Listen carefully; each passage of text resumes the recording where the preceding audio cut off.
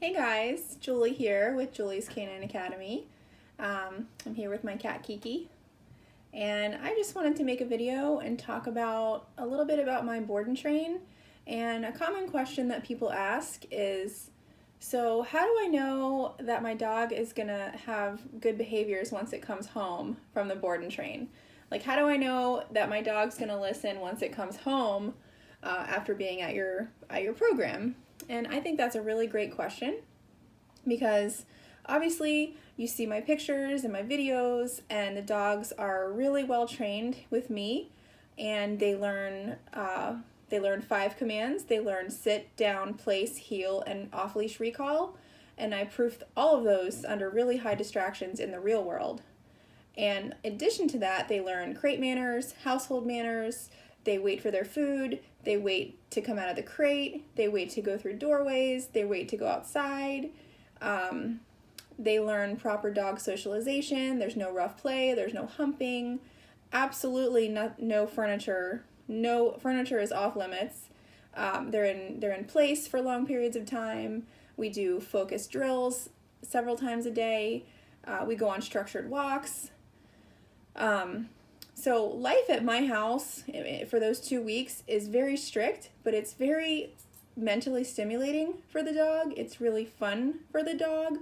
They thrive under all of the structure and predictability. You can just see it. We do the same thing every day. We may vary it a little bit based on our field trips, but we keep the routine pretty much the same, and you can just see the dog's anxiety level go down. They know what's coming, and so they know the rules. They know they're going to be held accountable. And so that kind of lifestyle is the way that dogs thrive the best. But of course, as a pet owner, you want to find that balance between having lots of rules, lots of structure, but also having a family pet that you can cuddle with and, cuddle with on the couch and things like that, like the fun part.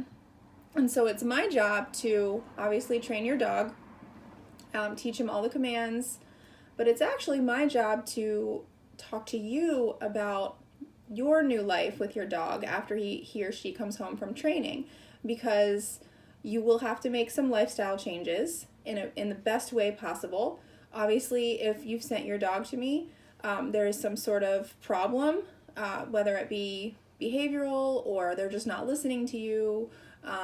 It could be more serious, like aggression or pretty bad leash reactivity or separation anxiety, marking in the house. It doesn't matter what the problem is, but usually there is a problem. So in order for this to be most successful, it's my job to tell you what your new lifestyle is going to be like, but I can only give my recommendations. I can't be with you in the house when the dog goes home.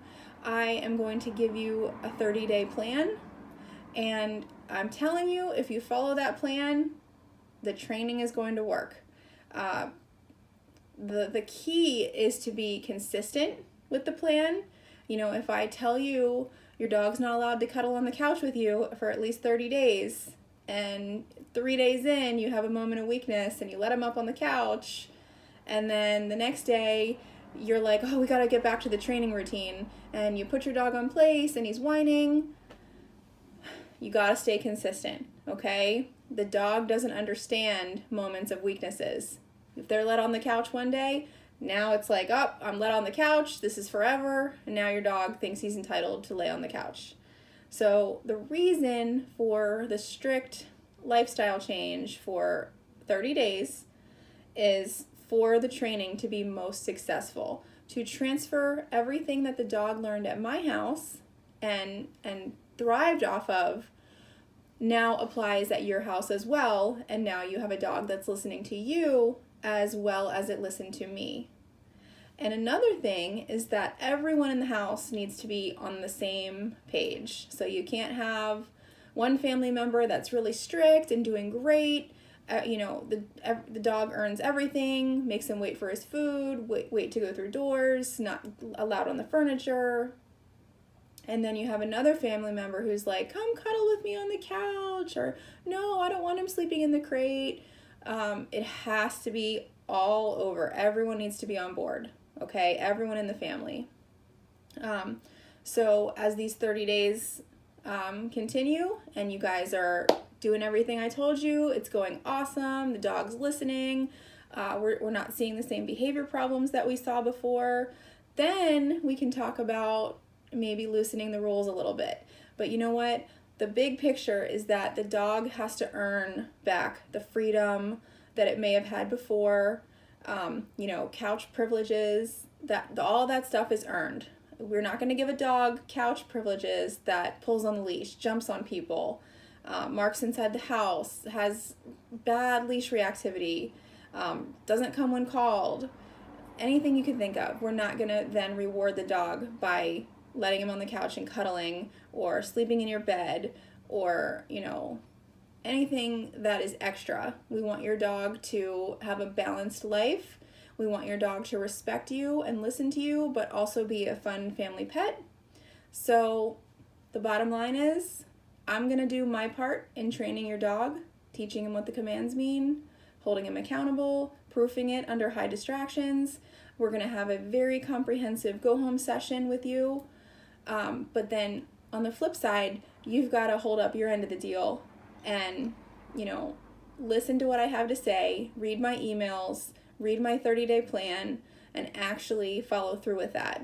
And I just know that the training will be successful. So I just wanted to talk to you guys about that. I know it's a question that comes up a lot, and so I hope that answered the question.